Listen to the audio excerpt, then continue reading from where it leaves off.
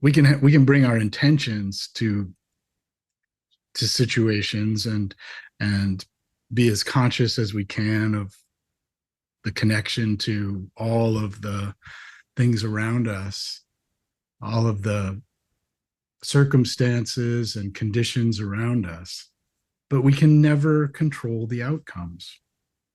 We have a tendency to want to just go, oh, this is just like what happened last time. Damn it, I'm doing that again. Whereas this always happens to me. I used to say that all the time because we think it's the same thing. And it's not, it's never the same thing, but we're going to the same conditioning to address it. So we're going, oh, I have this feeling. This feeling brings these thoughts. These thoughts create what is, in effect, a reality. We create a reality by what we're thinking about. And then we're like, see, it's always like this. And we don't see that there are places along there where we can derail that, where we don't have to get on that track and go down that road of creating that reality, thinking those thoughts, just because we're having the feelings. So let's look at that process of what's it like to come up against disappointment, anger, frustration, feelings of worthlessness over not having control of a situation. We are feeling beings, not thinking beings, really. First, at our core, we operate from feeling. And our thoughts come in to try to make sense of that and also keep us like socially acceptable. But what happens first is we have a sensation in the body that accompanies a feeling. And that feeling, that sensation, is where we can actually find an ability to move deeper. If we start right there, because once we start trying to go deeper into our thoughts about it, we're only lost in the past or dreaming about the future. But when we're actually here with the sensations that are happening in the moment, and that is a combination of actual bodily sensations, what's happening normally between here and here. We feel most of well, I've got my lower hand going down to my waist. So we can look at what's happening here. And sometimes it will be in our legs, in our feet, in our head. But for the most part, we tend to feel most of our feelings there. What are those sensations? What happens when we just get curious about that instead of going off into trying to fix, control, judge, manage, make something different happen? Well, then we can start to see the actual reality of what we're experiencing right now in this moment. Because all of our lives, the actual lives we live, happen right now. You've never lived in the past and you've never lived in the future. Your past is your memories, which vary wildly in accuracy, of things that have happened from a particular perspective, yours. And then the future is a dream of something we hope will happen, or a plan for something to happen that happens enough that we believe in it. And we go, okay. But as soon as we get off into those thoughts of the past and the future, we've lost contact with any ability to actually be with what's really happening. And so we're sort of trying to create we're dealing with the unpleasantness or unsettledness or resistance that we're feeling in the present by going to the past and the future. But instead, when we stay here with mindfulness, when we stay present with those sensations, we start to have a different sense of what reality actually is. We start to experience life as something that is always happening now. And that's the real value of mindfulness as a practice. And when we pair it with the hero's journey, we can use that mindfulness to see through the stories of the past and the future so that we see them as simply what they are: stories, myths, if you will, our personal myth. They are an attempt to give words to something that is wordless.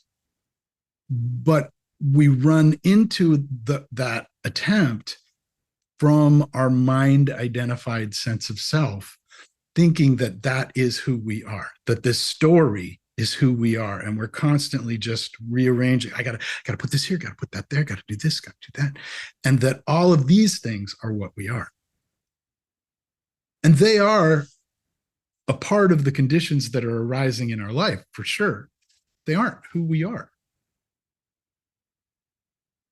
When we address those conditions and move with those conditions, rather than resisting those conditions, trying to control those conditions, judging those conditions, we're able to be with what's actually happening in each moment and move from there. And then we don't need to use this command and control center, egoic sense of self to always be like, oh, I've gotta always be on. I gotta always be thinking. I cannot relax. You don't know what's going on. We're able to just go, okay, what's right here now? What needs to be done right now? And the whole point of all the conditioning that we get growing up is to give us the ability to move through the world without thinking. That we can operate, we can do most of the things we do in a day without thinking. We don't need to think about them. But when we go off thinking about the past and the future in an attempt to control the world around us, we're always going to be frustrated by that. And that's always going to lead to more thinking about the past. And the past is over here, the past and the future. And that creates anxiety, depression, all this. We get lost in this attempt to control. It's a real paradox. All of this trying to control creates more of a need to control, more of the restlessness, more of the anxiety that is creating the need to control in the first place. So with mindfulness, with bringing mindfulness to our story, to our sensations in the body, to what's actually happening now, we have an opportunity to develop a practice that becomes more natural. It becomes what we do first, instead of having to to fix the fact that, wow, I'm really spun out now. But it doesn't happen overnight, and it doesn't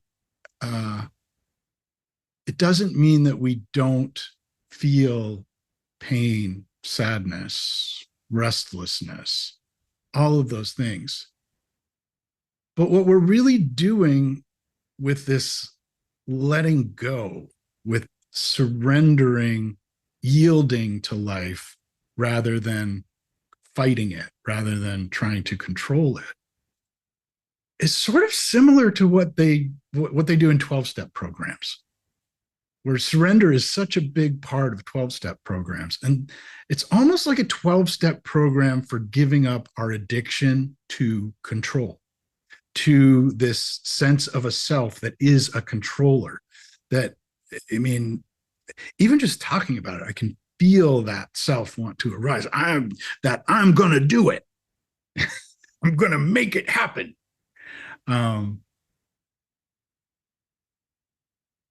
There's nothing wrong with that. But it's also what brings all the anxiety, all the depression, all the frustration, the restlessness, the lack of a sense of self knowledge, because we're defining ourselves with thoughts and this massively complicated structure of control that we build on no foundation because it doesn't really exist. It's just being held together in our minds. And it's exhausting. And the hero's journey shows us that it's unnecessary, that when we actually move through the world, seeing the obstacles as the path, that when we can yield to the call, to knowing who we are, when we can move into the unknown to discover who we are, we're offered a knowing that goes deeper, that doesn't involve thought, that doesn't involve any kind of control or needing to create this whole structure of command and control that is what life is based on. And I need to do this and why and what and all of that. That becomes seen through as a story. Exactly what it is. It's emblematic of conditions that have arisen and conditions that are arising and conditions that may arise. But it isn't true. What's true is now, this, your experience in this moment, your senses. Our senses are the our bridge to consciousness, if you will. And when we go deeply into those senses, we're able to start to cultivate the mindfulness that allows us to be there instead of lost in thought, instead of creating a sense of self out of our thoughts. We can be with the actual self that is here now. And in many ways, we can see through even that self to our connection to everything around us, that there is no separation. And once that becomes what's revealing itself, it's really hard to go back and take that mind identified world very seriously. Yes, it will still arise. Yes, those feelings will still be there. And a big part of the shadow work of the hero's journey, of moving through the unknown, of uh, of of surrendering to our actual experience, our actual feelings, our what Eckhart Tolle calls our pain body. Because we store so much of our conditioning in life in the energetics of our body. We come up against all that on this journey. But all that is just asking to be seen. Nothing needs to be done. Nothing needs to change. Nothing is broken. It's really a journey of acceptance. And acceptance is the opposite of control. Acceptance is letting go. Acceptance is allowing. Acceptance is yielding, surrender.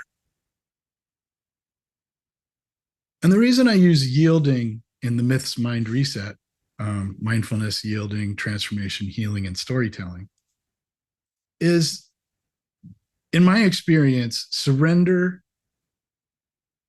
is something that happens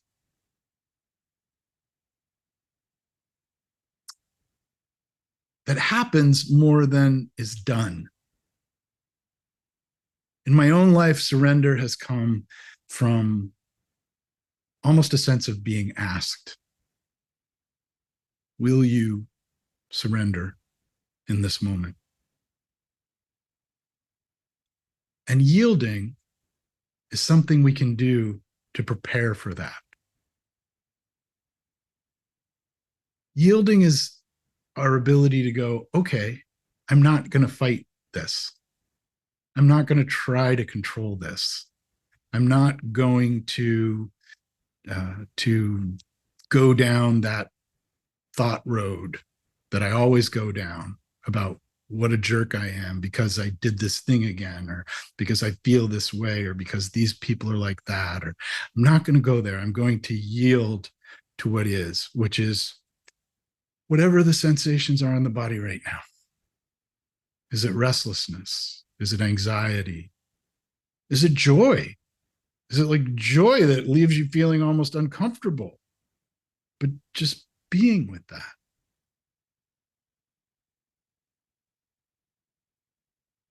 And through that, we build a resilience to the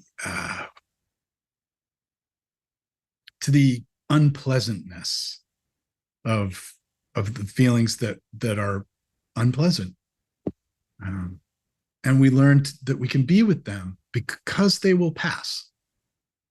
They will not stay that way forever. Nothing ever does.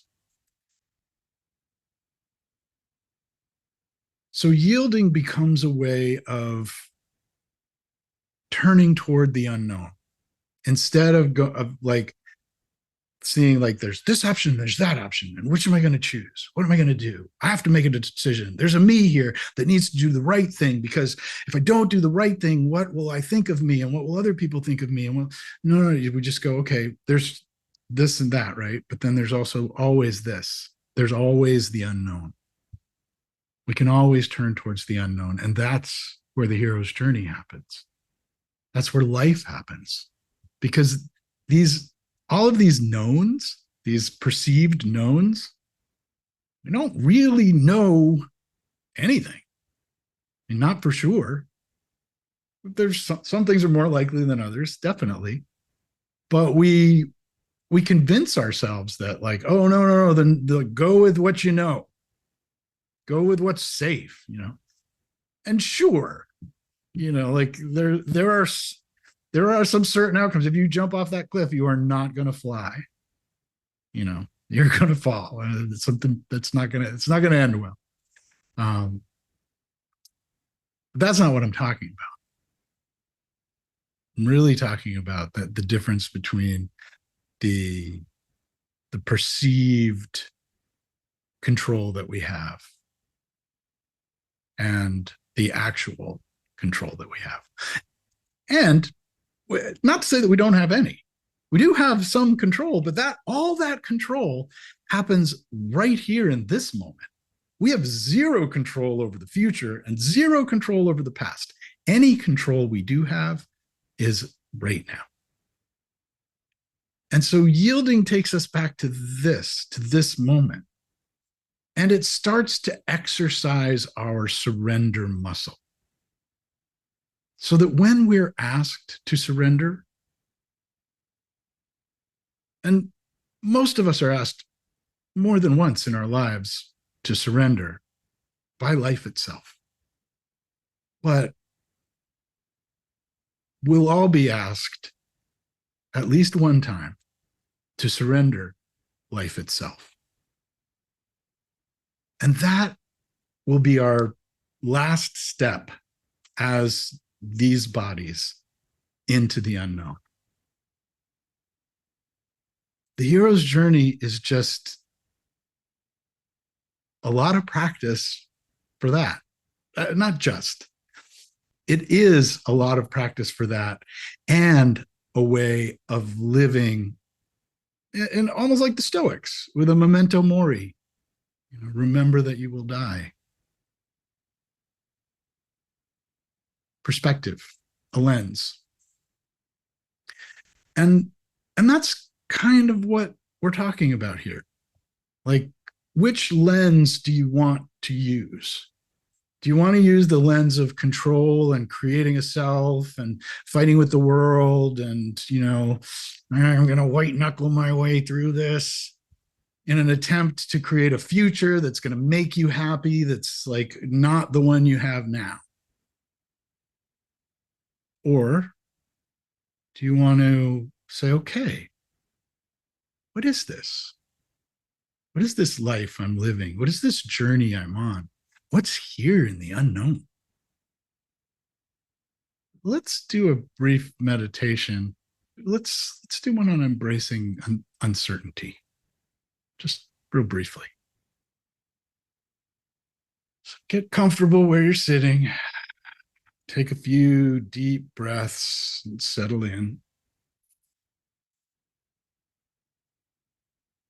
If you're seated, put your feet flat on the floor if you can. Just relaxing the body from head to toe. Breathing into any areas where you might feel a little bit of tension. And breathing that tension out.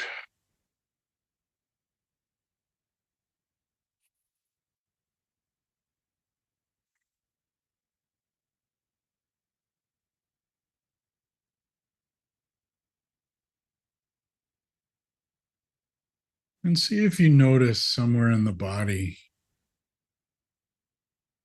it's holding on or controlling or clenching.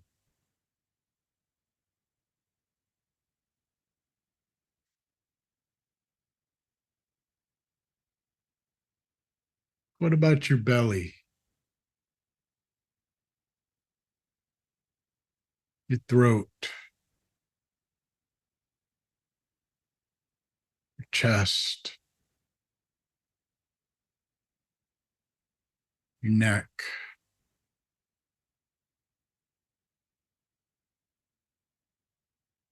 Just bring your attention to any place that feels a little tense, a little clenched, a little like it's being controlled.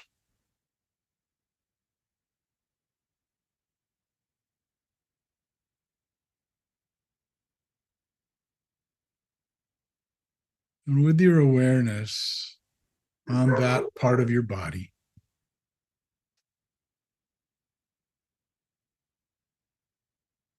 what comes to mind in your life that feels uncertain or out of control?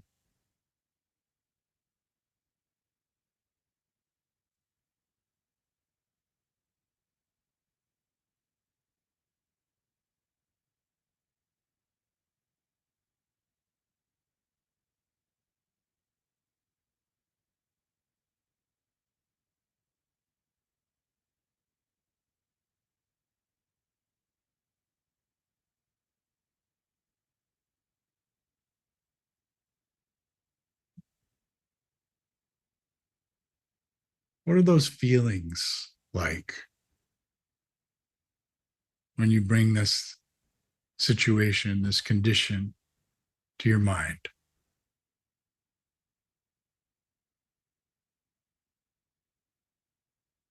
Do you notice that you want to start problem solving? Or maybe you notice that you think it's a problem that can't be solved, leaving you hopeless or anxious.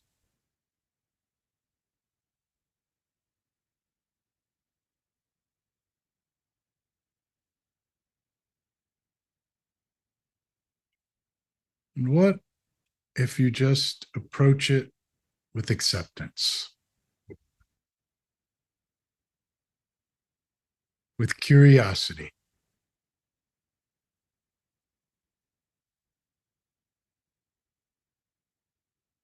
with compassion for this situation.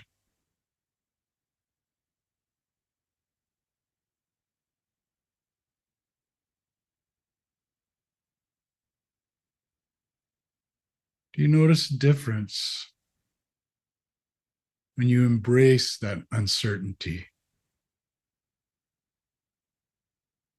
and you see that there is nothing wrong with it? It is just what is.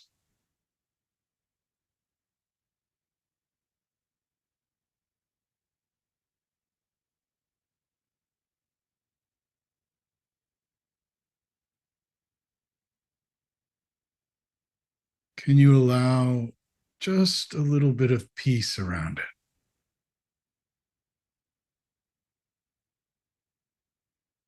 A peace that allows life to unfold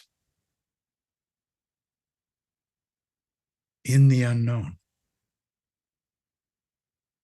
that allows for possibilities that we could never think of in our planning or our anxiety or our worry.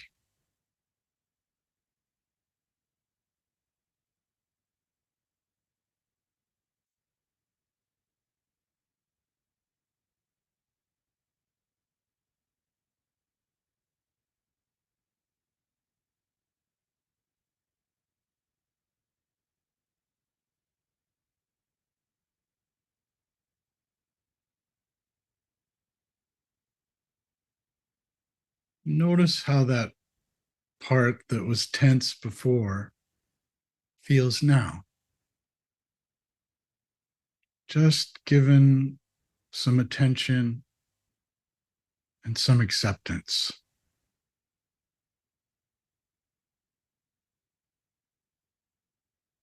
It may not feel any different, but it may. Maybe a subtle difference. But just know that you can always come back to your experience in this moment with this acceptance, this curiosity, this gentleness, and this self compassion.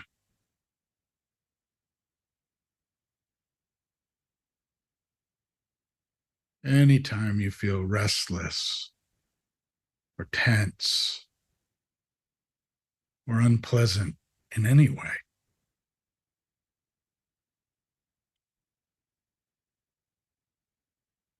you can come back to it with curiosity. Simple exploration of the unknown. Moving into the cave that you fear, that holds the treasure you seek.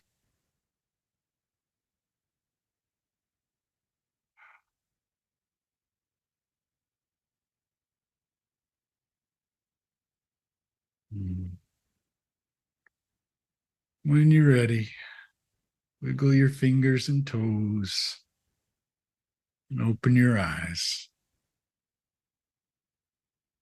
I'll end with a story.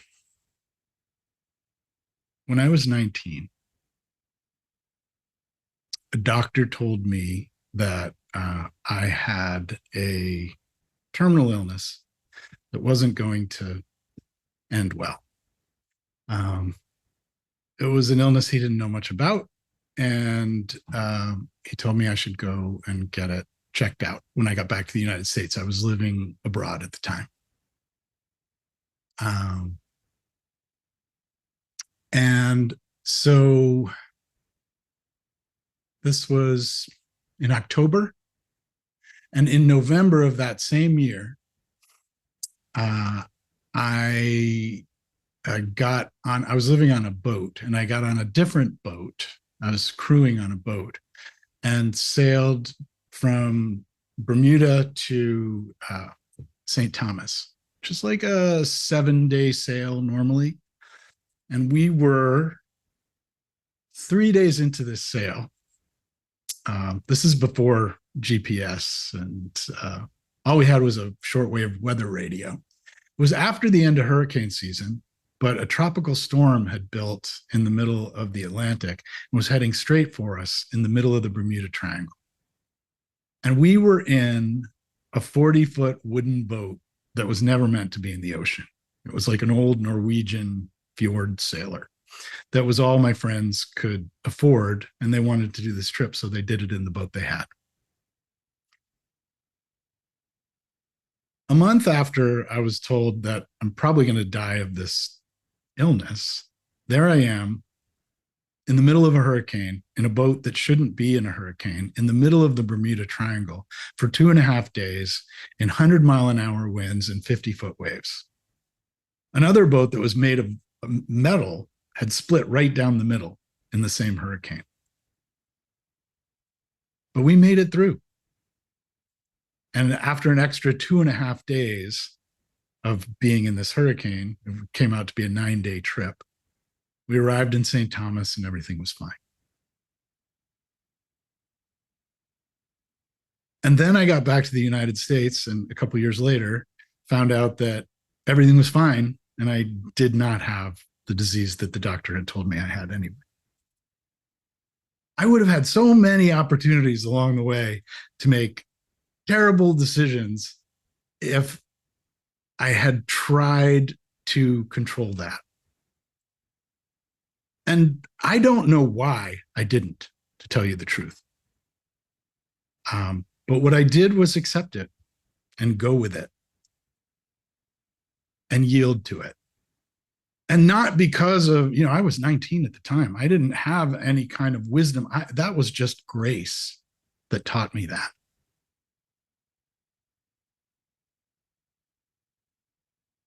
But it's happened over and over and over again in my life, and I see it happening all around us in the world and in other people's lives. And I know that it is true that when we move toward the unknown with acceptance, with yielding, life lives itself. And we are a part of that. And our intuition, our ness, who we are is part of that expression. And we don't have to command and control that. We simply have to, we don't have to anything. We can simply be it. All we can do is simply be it. All the command and control is just resistance to that, trying to put off that. So this week's challenge is on letting go and on seeing through the illusion of control and the stories we tell ourselves about control of the past or the future, and understanding what actual control in this moment is, because it's a much different experience than the one of like trying to control the future and trying to control the past, which is that one's crazy making. So I'm eager to hear your experience with the challenge this week, and any questions or stories you might have about control, letting go, acceptance, yielding.